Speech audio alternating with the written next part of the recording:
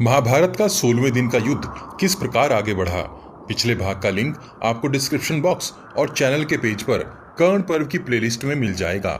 यह एक पॉडकास्ट है, इसे आप ध्यानपूर्वक आराम से बैठकर सुनिए और अपनी कल्पना में महाभारत को साकार होते देखिए।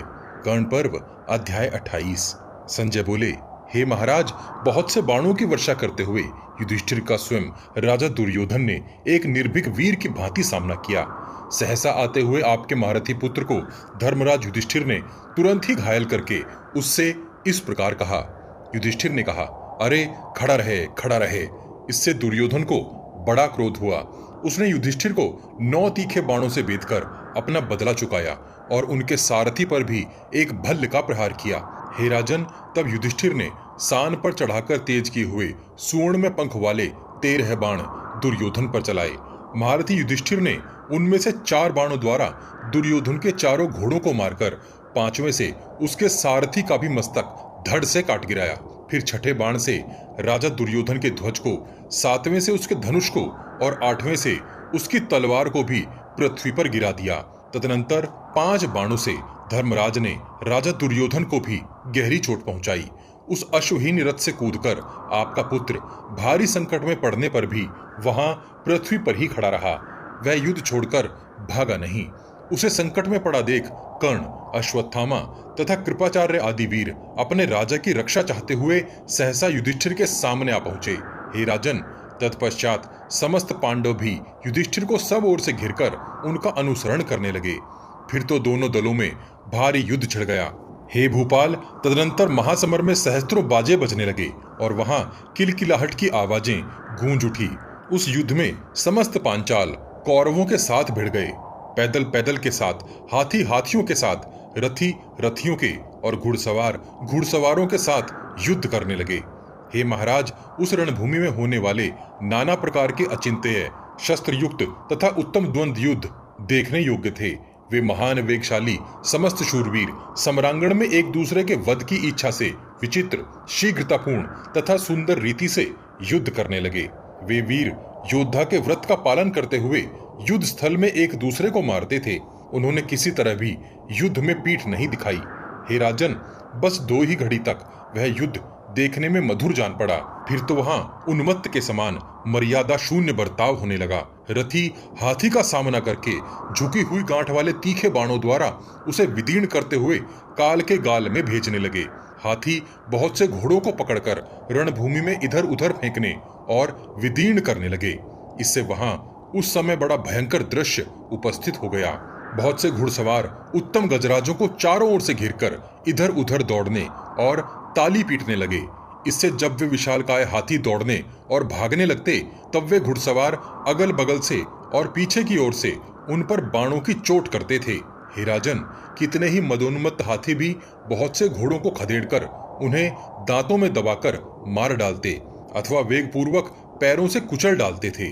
कितने ही हाथियों ने रोष में भरकर सवारों सहित घोड़ों को अपने दांतों से विदीर्ण कर डाला तथा कुछ अत्यंत बलवान गजराजों ने उन घोड़ों को पकड़कर वेगपूर्वक दूर फेंक दिया। प्रहार का अवसर मिलने पर पैदल सैनिक भी चारों ओर से हाथियों को गहरी चोट पहुंचाते और वे घोर आर्तनाद करते हुए संपूर्ण दिशाओं की ओर भाग जाते थे। पैदल सैनिक युद्ध स्थल में अपने आभूषण त्याग कर तुरंत उछल उछल कर बड़े वेग से भागने लगे। उस समय सहसा भागते हुए उन पैदलों के उन विचित्र आभूषणों को अपने ऊपर प्रहार होने में निमित्त मानकर हाथी उन्हें सूंड से उठा लेते और फिर दांतों में दबाकर फोड़ डालते थे। इस प्रकार आभूषणों में उलझे हुए उन हाथियों और उनके सवारों को चारों ओर से घिरकर महान वेगशाली तथा बलोन्मत्त पैदल योद्धा मार डालते थे। कितने ही पैदल सैनिक उस महासमर में सुशिक्षित हाथियों की सूंडों से आकाश में फेंक दिए जाते और उधर से गिरते समय उन हाथियों के दंताग्र भागों द्वारा अत्यंत विदीर्ण कर दिए जाते थे। कितने ही योद्धा हाथियों द्वारा पकड़े जाकर उनके दांतों से ही मार डाले गए। हे महाराज, बहुत से विशालकाय गजराज सेना के भीतर घुसकर कितने ही पैदल सैनिकों को सहसा पकड़कर उनके शरीरों को बारंबार पटक झटक कर चूर चूर कर देते और कितनों को व्यंजनों के समान घुमाकर युद्ध में मार डालते थे।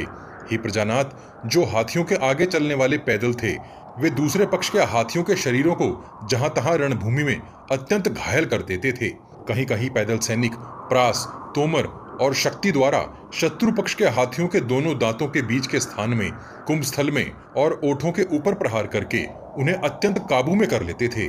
कितने ही हाथियों को अवरुद्ध करके पार्श्व भाग में खड़े हुए अत्यंत भयंकर रथी और घुड़सवार उन्हें बाणों से विदीर्ण कर डालते, जिससे वे हाथी वहीं पृथ्वी पर गिर जाते थे।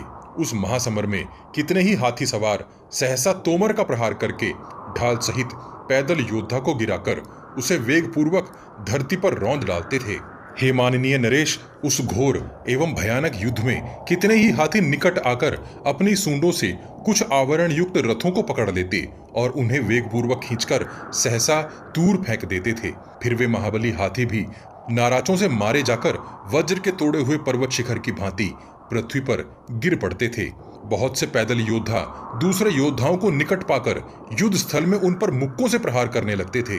कितने ही एक दूसरे की चुटिया पकड़कर परस्पर झटकते फेंकते और एक दूसरे को घायल करते थे। दूसरा योद्धा अपनी दोनों भुजाओं को उठाकर उनके द्वारा शत्रु को पृथ्वी पर पटक देता और एक पैर से उसकी छाती को दबाकर उसके छटपटाते रहने पर भी उसका सर काट लेता था। हे राजन, दूसरा सैनिक किसी गिरते हुए योद्धा का सर अपनी तलवार से काट लेता था और कोई जीवित शत्रु के ही शरीर में अपना शस्त्र घुसेड़ देता था।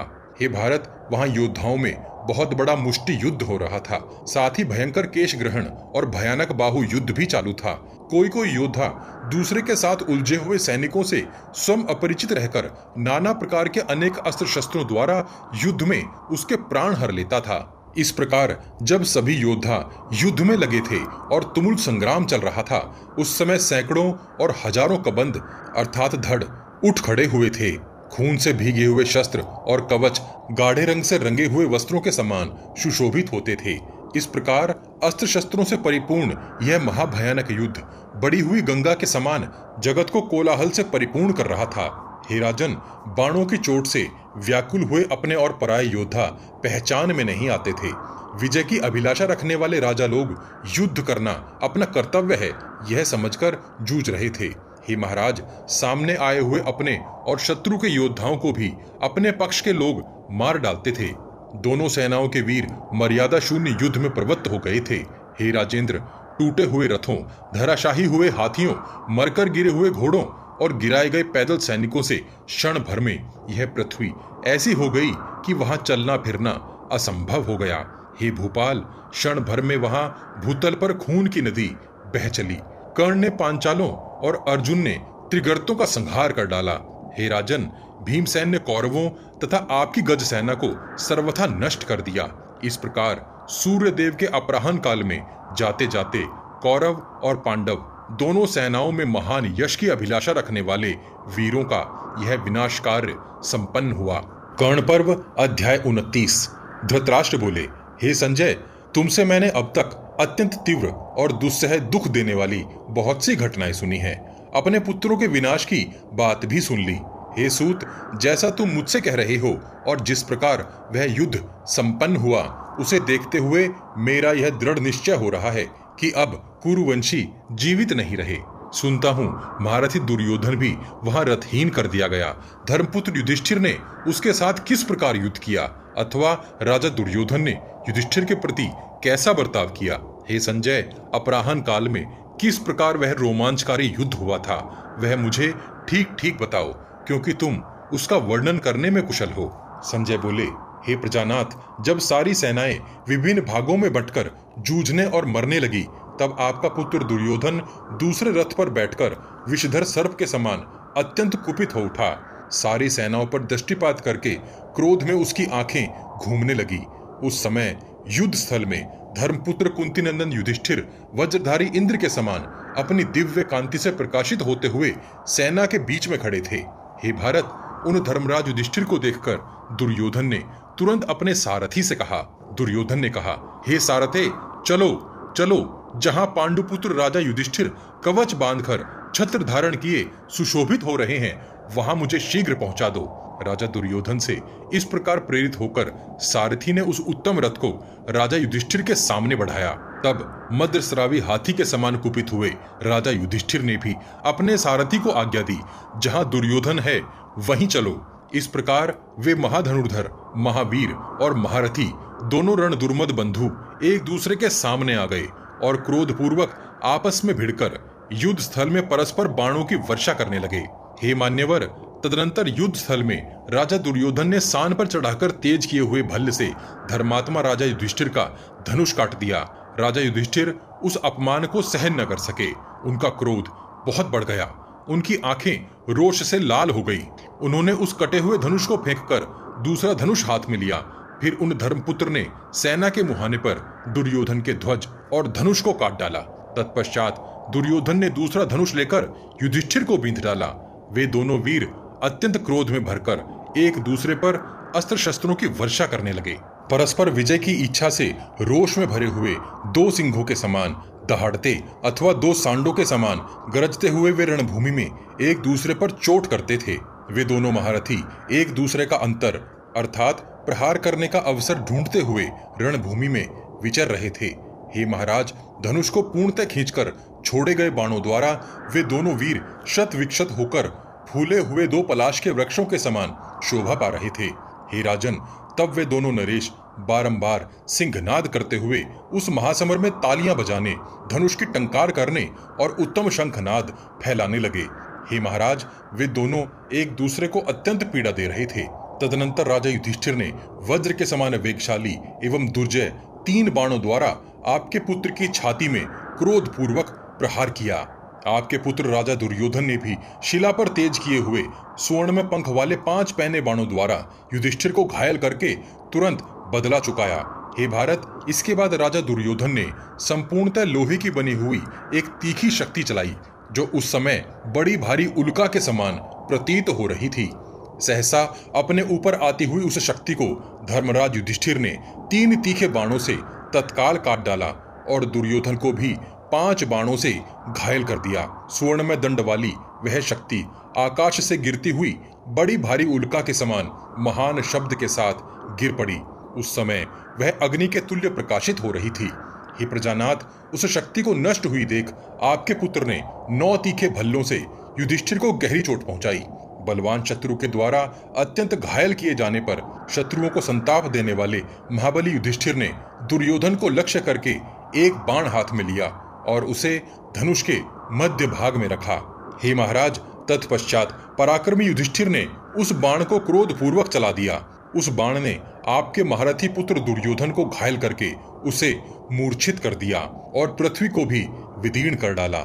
उसके बाद क्रोध में भरे हुए दुर्योधन ने वेगपूर्वक गदा उठाकर कलह का अंत कर देने की इच्छा से धर्मराज युधिष्ठिर पर आक्रमण किया।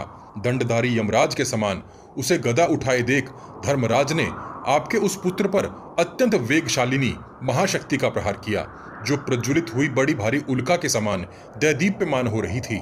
रथ पर बैठे हुए ही दुर्योधन का कवच फाड़कर वह शक्ति उसकी छाती में चुभ गई। इससे अत्यंत उद्विग्न चित्त होकर दुर्योधन गिरा और मूर्छित हो गया। उस समय भीमसेन ने अपनी प्रतिज्ञा का विचार करते हुए युधिष्ठिर से कहा। भीमसेन ने कहा, हे महाराज, यह राजा दुर्योधन आपका वध्य नहीं है। उनके ऐसा कहने पर राजा युधिष्ठिर उसके वध से निवृत्त हो गए। तब कृतवर्मा विपत्ति के समुद्र में डूबे हुए आपके पुत्र राजा दुर्योधन के पास तुरंत आकर उसकी रक्षा के लिए उद्यत हो गया। यह देख भीमसेन भी सुवर्ण पत्र जटित गदा हाथ में लेकर युद्ध स्थल में बड़े वेग से कृतवर्मा पर टूट पड़े। हे महाराज, इस प्रकार अपराह्न के समय रण क्षेत्र में विजय चाहने वाले आपके योद्धाओं का शत्रुओं के साथ भीषण युद्ध होने लगा।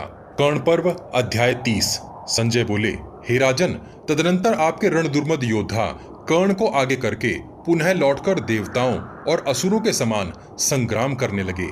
हाथी, मनुष्य, रथ, घोड़े और शंख के शब्दों से अत्यंत हर्ष और उत्साह में भरे हाथी सवार, रथी, पैदल और घुड़सवारों के समुदाय क्रोधपूर्वक सामना करते हुए नाना प्रकार के अस्त्र शस्त्रों का प्रहार करके एक दूसरे को मारने लगे। उस महायुद्ध में श्रेष्ठ वीर पुरुषों ने वाहनों तथा तीखे फरसों, तलवारों, पट्टीशों और अनेक प्रकार के बाणों द्वारा सवारों सहित हाथियों, रथों एवं पैदल मनुष्यों का संहार कर डाला। उस समय नरमुंडों से ढकी हुई रणभूमि की अद्भुत शोभा हो रही थी। वीरों के वे कटे हुए मस्तक कमल, सूर्य और चंद्रमा के समान कांतिमान थे। उनके सफेद दांत चमक रहे थे। उनके मुख, नेत्र और नासिकाएं भी बड़ी सुंदर थी और वे मनोहर मुकुट तथा कुंडलों से मंडित थे। उस समय परिख, मुसल, शक्ति, तोमर, नखर, भुषुंडी और गदाओं की 100 चोटें खाकर हजारों हाथी, मनुष्य और घोड़े खून की नदी बहाने लगे। नष्ट हुए रथ, मनुष्य, घोड़े और हाथियों से भरी हुई शत्रुओं की मारी हुई वह सेना गहरे आघात से युक्त हो प्रलय काल में यमराज के राज्य की भांति बड़ी भयंकर दिखाई देती थी। हे नरदेव, तदनंतर आपके सैनिक तथा देव कुमारों के समान तेजस्वी कुरुकुल भूषण आपके पुत्र असंख्य सेना साथ लेकर रणभूमि में शीनिपौत्र सात्विकी पर चढ़ाए।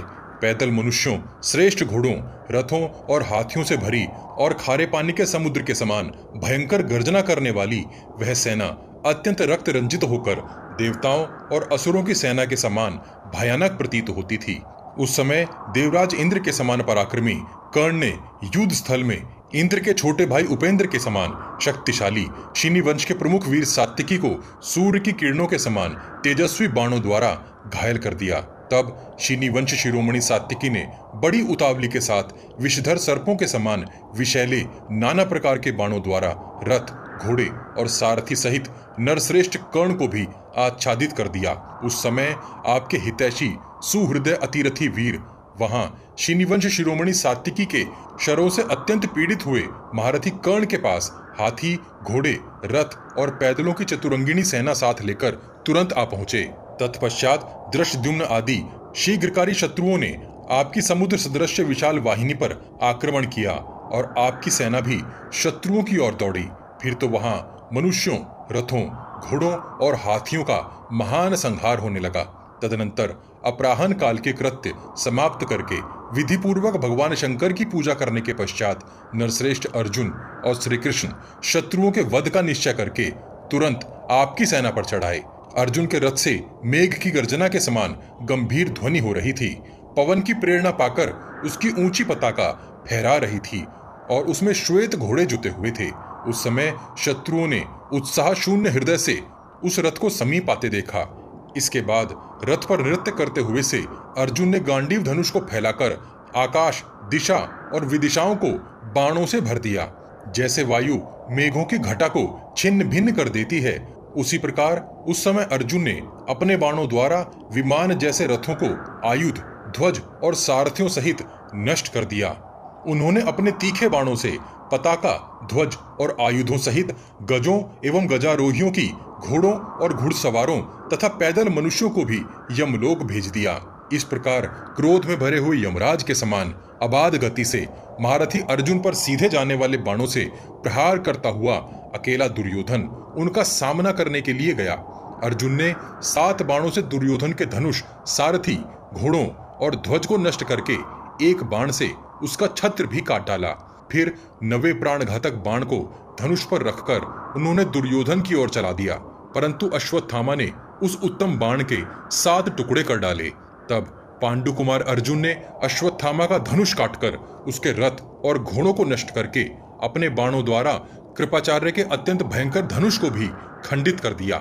इसके बाद उन्होंने कृतवर्मा का धनुष काटकर उसके ध्वज और घोड़ों को भी तत्काल नष्ट कर दिया। फिर दुशासन के धनुष के टुकड़े टुकड़े करके राधापुत्र कर्ण पर आक्रमण किया। तदनंतर कर्ण ने सात्विकी को छोड़कर अर्जुन को 3 बाणों से बींध डाला। फिर 30 बाण मारकर श्री कृष्ण को भी घायल कर दिया। इस प्रकार वह दोनों को बारंबार चोट पहुंचाने लगा। उस समय कर्ण क्रोध में भरे हुए इंद्र के समान रणभूमि में बहुत से बाणों की वर्षा करके शत्रुओं का संहार कर रहा था, परंतु उसे इस कार्य में तनिक भी क्लेश अथवा थकावट का अनुभव नहीं होता था। फिर सात्विकी ने भी लौटकर कर्ण को तीखे बाणों से घायल करके पुनः उसे 199 भयंकर बाण मारे। इसके बाद कुंती पुत्रों की सेना के सभी प्रमुख वीर कर्ण को पीड़ा देने लगे। युधामन्यु, शिखंडी, द्रौपदी के 5 पुत्र प्रभद्रगण, उत्तमौजा, युयुत्सु, नकुल, सहदेव, दृष्टद्युम्न, चेदी, कारुष, मत्स्य और केकय देश की सेनाएं, बलवान चेकितान तथा उत्तम व्रत का पालन करने वाले धर्मराज युधिष्ठिर से भयंकर पराक्रम प्रकट करने वाले रथी, घुड़सवार, हाथी सवार और पैदल सैनिकों द्वारा रणभूमि में कर्ण को चारों ओर से घेरकर उसके ऊपर नाना प्रकार के अस्त्र शस्त्रों की वर्षा करने लगे। सभी भयंकर वचन बोलते हुए वहां कर्ण के वध का निश्चय कर चुके थे। जैसे प्रचंड वायु वृक्ष को तोड़कर गिरा देती है, उसी प्रकार कर्ण ने अपने तीखे बाणों से शत्रुओं की उस शस्त्र वर्षा को बहुधा छिन्न भिन्न करके अपने अस्त्र बल से दूर हटा दिया। क्रोध में भरा हुआ कर्ण रथियों, महावतों सहित हाथियों, सवारों सहित घोड़ों तथा पैदल समूहों का वध करता देखा जा रहा था। कर्ण के अस्त्रों के तेज से मारी जाती हुई पांडवों की सेना शस्त्र, वाहन, शरीर और प्राणों से रहित हो प्राय रणभूमि से विमुख होकर भाग चली। तब अर्जुन ने मुस्कुराते हुए अपने अस्त्र से कर्ण के अस्त्र को नष्ट करके बाणों की वर्षा द्वारा आकाश, दिशा और पृथ्वी को आच्छादित कर दिया। उनके कुछ बाण मूसलों के समान गिरते थे, कुछ परिघों के समान, कुछ शतघ्नियों के तुल्य तथा कुछ दूसरे बाण भयंकर वज्रों के समान शत्रुओं पर पड़ते थे। उन बाणों से हताहत होती हुई पैदल, घोड़े, रथ और हाथियों से युक्त कौरव सेना आंख मूंदकर जोर जोर से चिल्लाने और चक्कर काटने लगी। उस समय घोड़े, हाथी और मनुष्यों को ऐसा युद्ध प्राप्त हुआ जिसमें मृत्यु निश्चित है। उन सब लोगों पर जब बाणों की मार पड़ने लगी, तब वे सब के सब आर्त और भयभीत होकर भाग चले। इस प्रकार जब आपके विजयाभिलाषी सैनिक युद्ध में संलग्न हो रहे थे, उसी समय सूर्यदेव अस्तांचल पहुंचकर डूब गए। हे महाराज, उस समय अंधकार और विशेषतः धूल से सब कुछ आच्छादित होने के कारण हम लोग किसी भी शुभ या अशुभ वस्तु को नहीं देख पाते थे।